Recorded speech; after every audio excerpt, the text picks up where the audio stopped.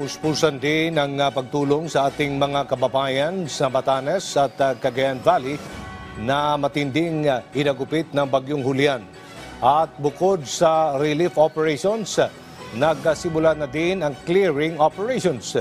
Si April Ratio ng Radyo Pilipinas sa sentro ng balita.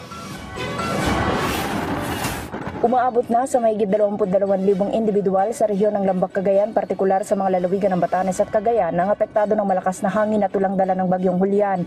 Base sa pinakauling datos ng DSWD Region 2, nasa 7,643 na pamilya na binubuo ng 22,841 na individual ang naitalang naapektuhan sa 75 barangay sa 2 probinsya.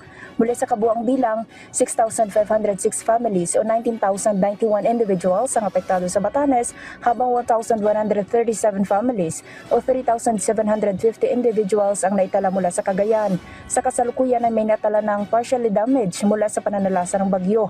Samantala nakapamahagi na ng mahigit 88,000 na halaga ng humanitarian assistance ang pamahalaan mula sa mga LGU at sa mga supply ng DSWD na naipuesto sa mga ito.